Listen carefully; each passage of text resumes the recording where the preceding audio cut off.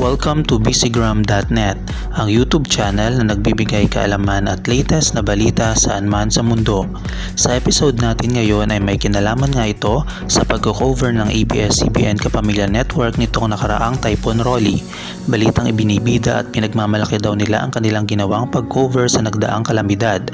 Aalamin natin ang mga detalye tungkol dito, pero bago ang lahat, kung hindi ka pa nakakapag-like at subscribe sa bcgram.net YouTube channel, ay mag-like at subscribe ka muna.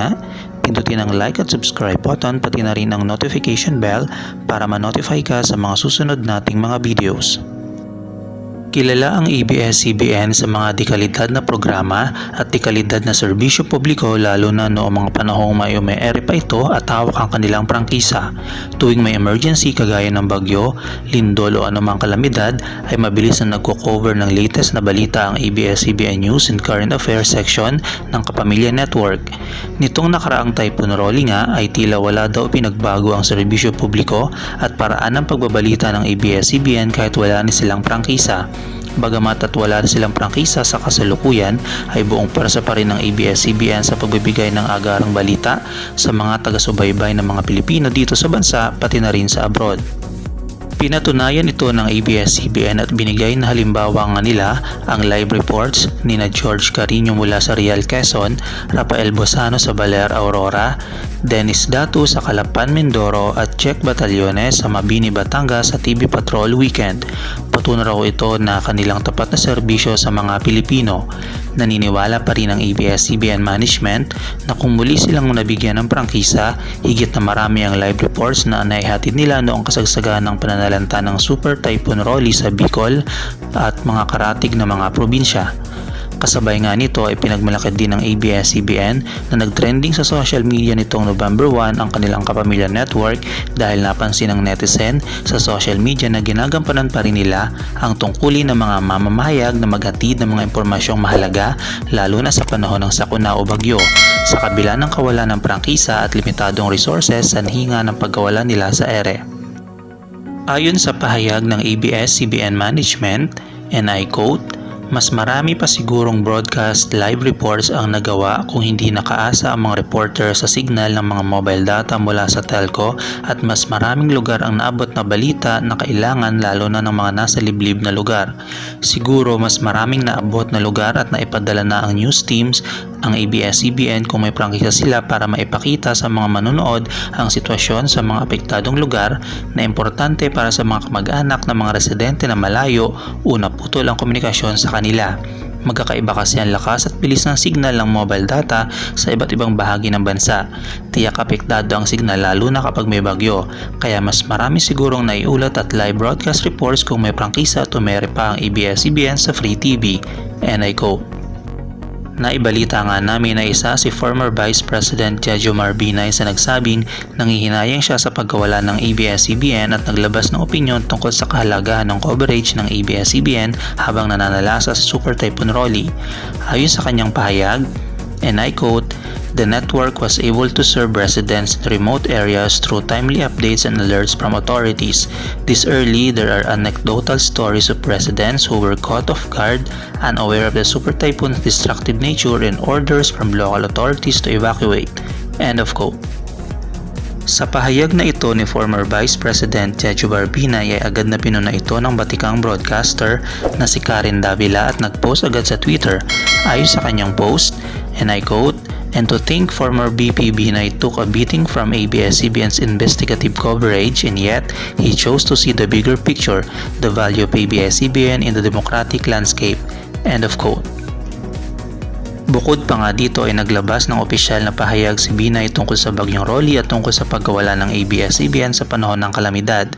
Ayon sa official statement niya, and I quote, "The onslaught of Typhoon Rolly has once again reminded us of the indispensable role of media during times of natural calamities.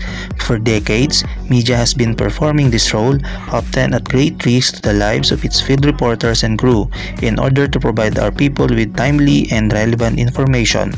In far-flung areas beyond the immediate reach of government, such information from media can spell the difference between life and death. Sadly, the closure of ABS-CBN, including its radio and regional network, has left a noticeable void that has yet to be filled by the other networks.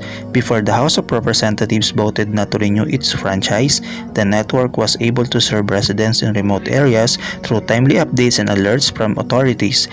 This early, there are anecdotal stories of residents who were caught off guard, unaware of the super typhoon's destructive nature, and orders from local authorities to evacuate. This experience should give us all a vital lesson that political decisions, especially those intended to exact a steep price for criticisms of government policies and personalities, or to redress a real or imagined personal insult, can have far-reaching and even tragic consequences on the lives of ordinary Filipinos. End of quote. Maraming ang netizen ang naglabas ng saloobin sa social media, lalo na sa Twitter, at base sa pahayag nila, and I quote, "Mas ngayon, kailangan ng ating mga kababayan, lalo na ang tinamaan ng bagyong Rolly at yung mga nakatira sa liblib na lugar, ang ABS-CBN Regional Network Group." Ang isa pang netizen ay nagsabi na, and I quote, "Laking kawalan talaga ng ABS-CBN Regional Network Groups. It used to be our number source of this type of calamities. I hope government realize what they've done." End of quote. Ayon naman sa isang associate professor ng UP Diliman na si Danilo Araw, ang pag-shutdown daw sa ABS-CBN ay nagbigay ng information gap sa panahon ng kalamidad gaya nitong nagdaang Typhoon Rolly.